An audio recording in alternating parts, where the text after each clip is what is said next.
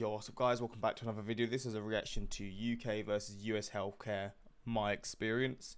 She's diabetic, that's her channel name, so I assume she's diabetic, but I guess it also gives her a bit of a better first-hand experience of both healthcare systems. I assume she's lived in both countries. Yeah, I mean, the UK healthcare, man. I watched a video maybe like a week ago, of like the fall of the UK, and it was mentioned that like I think like 25 years ago or so, around about that sort of time, it used to be a thing where people would book to get doctor appointments and then they would get them within the next 2 hours, and people would complain because they'd have to do their appointments so soon after booking them. Now, my knee's been injured for about a few months, but like it's been a bit on and off, like a niggly sort of injury, but it's got worse at points and then better. I called to get like a checkup for that. I don't know what you'd call it, like not a doctor, like a physio or whatever. And pretty much I've got to wait a whole month from when I booked it to actually get the appointment. So I booked on like the 20th of June. 17th of July is when sorry, 16th of July is when my appointment is to check up on my knee. You know, it's gone crazy. The UK's healthcare system's falling apart for sure, and it's only going to get worse. I mean, I don't know how it can get worse, but yeah, like it's just not good. Obviously, the US healthcare notoriously is very expensive, but I guess the pros of the US healthcare is you're going to get your stuff done quick. Don't get me wrong, I'd probably prefer to have, I say free healthcare. I mean, you pay for the tax, but free healthcare. Wait, you can't really see what I'm doing that. Free healthcare, and even though it's a long waiting time, I mean, for me personally, because I'm not like an unhealthy person at the moment, but I guess maybe if I got older, or if I catch some sort of issues going on when I'm getting older, maybe I'd prefer the system of paying for it and getting it done quick. Because in the UK, you can get it done privately, but then it's stupidly expensive. Like, I assume more expensive than US healthcare in general. So it's a weird one, right? Like, this is obviously someone sharing their actual experiences. But yeah, I'm just saying that now because the UK is like, it's just terrible when it comes to this, and a lot of other things as well, to be fair. But a month wait to get a knee checkup, like, come on, let's not take the piss here.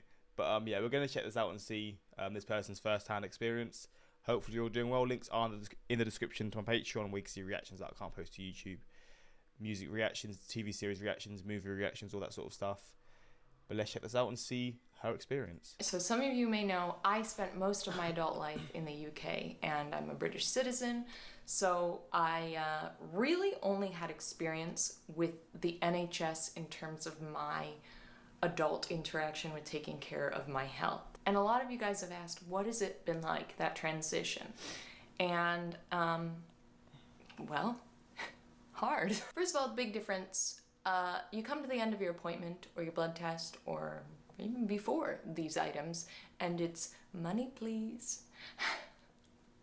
You better have some money. And that may sound obvious, but it is so much more pervasive than just the act of handing over a credit card or paying your insurance bill every month. You feel like the healthcare here is a class system. And I think, Wait, is she back in the US then? I guess she's maybe back in the US and speaking of the US then. that's simply because it is. I mean, from what she's saying. I thought she was still saying she lived in the UK. You go through these different insurance packages, and like maybe they're like bronze, silver, gold, platinum. That's literally how you can filter them on the Isn't side it like of the screen. Tinder? Tinder, you get like gold, silver, platinum and stuff, don't you? Jeez, fair enough. The Tinder system. And I mean, yes, they're signifiers to denote how much coverage you're going to have, or your, I don't even know, your deductible shenanigans. I can't even try to stay neutral on this subject. I think it's fucking ridiculous. I know the NHS is not perfect, and I know the UK and the NHS in general have been in and continue to be in a lot of trouble. So I'm not just sitting here being like, And it's getting worse. I think when you compare the NHS to other systems that are similar, it's probably one of the worst run systems of like the systems that we have. Like throughout Europe, you'll find the same system but ran so much better, or a similar system but it's done so much better, and the the people who live in the countries don't have the same issues that we have here. We're like the worst possible way to run a system like this, you know. It's poor. Like when I mentioned already, when I saw the video where it sort of showed people being angry that they have such a short time from when they book their appointments to when they get them, I'm like, how lucky were you, man? We had it in our hands and it's just gone. Oh man. Got it all figured out and we're screwed up here. No, that's not what I'm saying. But in terms of a care for your people, all I can say is in the UK, I felt universally cared for. And here, I feel like if I have the funds to pay for care, then I'm allowed to be healthy. So easily number one, the most confusing thing has been navigating what insurance to get. Luckily, through my job, I'm self-employed, but I get insurance through my job, sort of. It is pretty much you get this package and that's that. So I didn't really have to choose so intricately. Number two has been finding the right doctors. Your choice in doctors. In the UK, your GP pretty much does everything. Mm-hmm. They see kids, they see adults, they see asthmatics, they see people with mental health conditions. Mm-hmm. That doctor has the power to treat all of those things, to prescribe you antidepressants, to prescribe you an inhaler, to treat a... As someone who has asthma, I concur. You get asthma reviews, basically you get forced to do asthma reviews every few years. I say forced, I'm willingly doing them, I want to do them, but basically just to see how your asthma's doing. It's not like a in-depth check, it's just basically breathing into the tube thing to see your lung strength, I'm pretty sure. But hey, it's the little things that count, I guess. Is that what you say? A baby and an elderly person. And this is all I ever knew. So I had an endocrinology team and I had my GP. That was pretty much it. Every year I'd go for an eye exam where they'd screen my eyes and take scans of my retinas and all that stuff to make sure there wasn't any degradation in my eyes due to diabetes. But that was pretty much it. Here, I have spent so much time registering with different doctors. So much so to the point where I finally registered with the GP, or your primary care physician as they call it here, and I was like, okay, great, I'm diabetic, so I need my insulin prescription. And she just said, oh, no, like, I don't prescribe insulin, absolutely not. You have to go to your endocrinologist for that. So I did have an appointment with my endocrinologist, but because he was, a good endocrinologist that had a waiting list, I couldn't see him for like 3 months. Oh, you get waiting lists I thought the US healthcare, you don't get waiting lists like this. Huh. Oh, I didn't know that was the case. Now my complaining just sounds really bad. So I was like, oh, what do I do?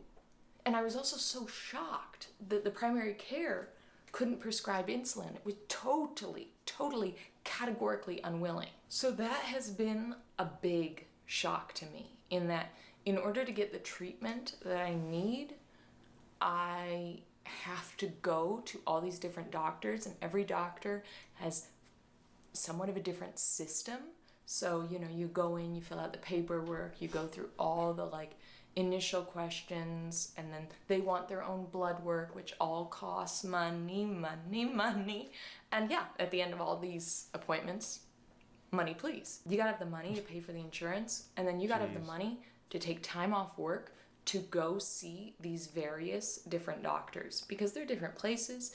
The transport to get there or the transit time to get there is different. It just demands so much of a person, and you have to be so organized and on top of it, which I always thought, in the UK, if you're your own advocate, you can get the care you need. And I still believe that, but you would always be getting that through your general practitioner for the most part. Whereas in the US, I feel equally, if not more, the need to advocate for myself, because you're choosing doctors from a directory of 1,000 different options, which sounds great, and there is a plus to that, but it's also incredibly complicated and confusing and time consuming to look up all the reviews and make sure you're choosing a doctor that is going to be good for you. The other thing I think is a very like dividing factor that I've seen is the amount of time you need to be able to devote, yes, but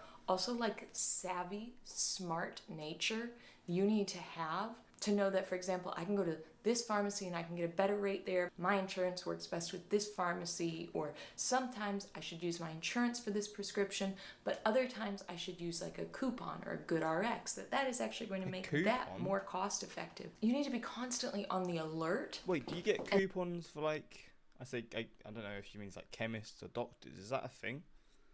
Is that what she's saying? And bobbing and weaving through these different options to be savvy to make sure you are getting the best deal. Which, like, I'll be honest with you, deal and healthcare, these are just concepts that in my adult life have not been alive in my mind. And I know I'm very, very, very, very, very, very lucky to say that. But I feel like you need to be pretty darn educated and have the confidence to call places up and to use coupons that you might not be sure are going to work, or advocate for yourself when you know it's right through the insurance, but the person providing isn't providing the same thing that you were told you were going to get. These are all things that the consumer here really needs to have if you're going to get the most bang for your buck, I guess, which don't we all want that? Especially when you're dealing with a chronic condition that you have many different medications that you have to keep. I'm wondering, is there not like a system where maybe if you're someone who's been on the NHS and then you move back to the US or whatever, they can like send your details, which will then like just basically show what you need? Is that not a thing? I feel like that's like maybe they can't share the systems or something. Maybe it's a completely different thing, and I'm just sort of assuming things that would never be possible. But I would assume maybe there was a thing that could sort of represent the stuff that you need or the stuff that you've been prescribed for years when you've been in like a different country, etc. It's a weird one, right? These sorts of videos do make me very thankful, because even when I was complaining at the start, I do know how lucky I am. Like the UK, the NHS, the UK is like, it's struggling a lot. But even then, as someone who has asthma, I have like hay fever, which is like not really a big issue, but it frustrates me because I've got it quite bad. I'm very allergic to things like dust and just allergies pretty much, but that's all stuff that you can manage. Eczema as well, my skin like flares up, my eyelids get quite bad, but it's got to deal with it, you know. But the NHS are there for that. And when I'm complaining about my appointment for my knee, which is a month wait, she then said about a 3-month wait for something to do with like diabetes. I don't think that would be how it is everywhere, I'm sure, but let me know in the comments, do you, like, if you're someone who goes to the doctors a lot in the US, do you get a lot of waiting times? Or is it typically one of those things where the waiting times are one of the perks to the costs? Because obviously the costs are pretty insane if you don't have the insurance. Or are waiting, do you still get waiting times, or like big, like long waiting times for certain things that you still have to pay for, you know? Because I wouldn't have expected that. I would have just thought, because the money, you have to spend quite a hefty amount if you don't have insurance. Or I feel like even if you have insurance, you have to spend a bit. The waiting lists, the waiting times, you'd just be like, yep, that's not there. You just come straight in within the next few days, and that's just how it is. But I guess it also depends on the severity. Although with diabetes, that's a pretty severe thing to need, like your insulin or whatever, like stuff to do with that. Renewing every single month. You want to make sure you're doing like the smartest thing possible. So we relocated about a year ago, and because of this being a whole new system to me, I am only just getting to grips with things and getting in place a structure of how I'm going to get my medications every month. And I really don't mean to sound like I'm complaining or bashing the American healthcare system, but this is just what I've experienced, and a genuine comparison to what I experienced on the NHS in the UK for the last 15 years. And I should say, as an addendum to the it's free in the UK, the NHS is a taxed system. So I believe it is about 20% of the people's income tax goes toward the NHS.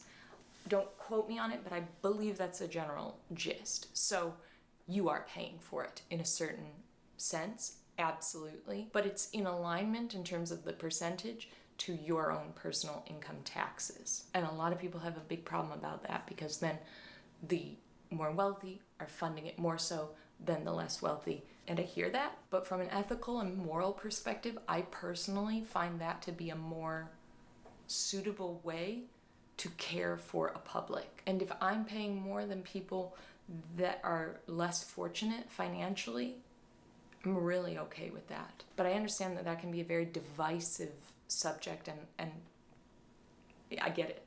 But I'm so certain of where I stand on that front that I'm happy to say it. And if you want to come at me in the comments, that's fine. Moving to the US, and I always knew this, and it was a factor I had to get to grips with when we decided to move. And it's so much more complicated than I could ever have understood watching US bloggers and whatnot talk about it. You can hear people talk about this, but it's not till you're really in the thick of it that you realize just how complicated and overwhelming it is. This isn't meant to be a bash on the US system. The quality of care that I've found has been excellent. It's just the route to get to that care and what you need to have access to that care bothers me a lot. And I'm lucky because I have the capability to do what I need to do and pay for what I need to pay to get access to what I need to not only survive, but thrive and live a healthy life. So I fully stand up and appreciate that as well. Like I say, always, I wish you great blood sugars, straight CGM lines, if you can have access to a CGM. But most of all, I wish you a happy, healthy... 10% national insurance, which contributes to the NHS's 22% income tax, comes from your salary. Wait, 10% national insurance. Wait, so you... Wait, I'm trying to understand. 10% national insurance, which is another tax, which contributes to the NHS 22% income tax, comes from your salary in the UK. Oh, so you spend more than just income tax. So it's quite a lot. But hey, and what I'm gonna say right now is I assume we're around 6%. It's around 6% on full-time, closer to minimum wage, and 4% on higher wages. I can't remember the exact figures, but on a monthly basis, it's 12.5% on the first 600-ish you earn. What I'd assume is they probably don't put all the money into the NHS that they get. Knowing our government, man, I can't even lie. They probably just put a percentage of it into it, and then they just pocket the rest and invest it or do whatever they do with it, As someone that grew up in the UK, it wasn't until probably my early teens that I realised that not all countries had universal healthcare systems, and it totally blew my mind. The fact that in some high developed countries, if you do not have money for healthcare, you just have to suffer, just seems so alien to me. I mean, my girlfriend comes from Romania. They have free healthcare there, but I think their free healthcare is really bad. Not even you're better off just paying the money that you have to go private, because it's just so poor for the free healthcare. From what she said, she might not fully actually know, so I could be completely wrong, but that's what I heard, So you've always got to be thankful for what you have. In my sort of situation, as a type 1 diabetic here in the UK, I do not have to pay for my prescriptions and therefore get my insulin. But you get your stuff for free? Why don't I get my stuff for free? I guess maybe you're... Huh? My inhaler's not free. It's not expensive. I'd say I'll probably pay £9 a month for 2 inhalers. Free? What am I missing out on? I know people get free prescriptions for things in the UK, but I think it's if either you don't work or maybe you've just got such a severe condition. But hey, I don't know. Therefore, get my insulin pens and needles, etc. for free of charges each month. Something I'm incredibly grateful for. I mean, yeah, that's one of those things. I mean, I swear insulin's pretty expensive in the US, right?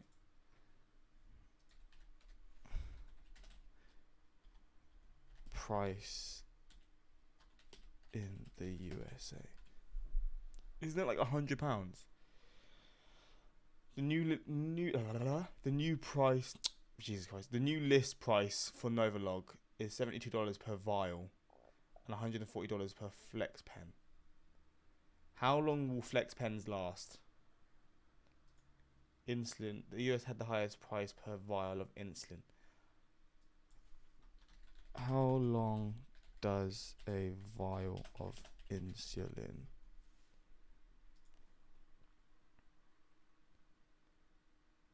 After the usage, an insulin vial should be discarded after 3 months if kept. That's not what I'm trying to say. 2 vials of insulin per month. Damn, so you're spending cashola. Flipping hell. I mean, yeah, if you've someone with diabetes and you get it for free, you're very thankful in the UK.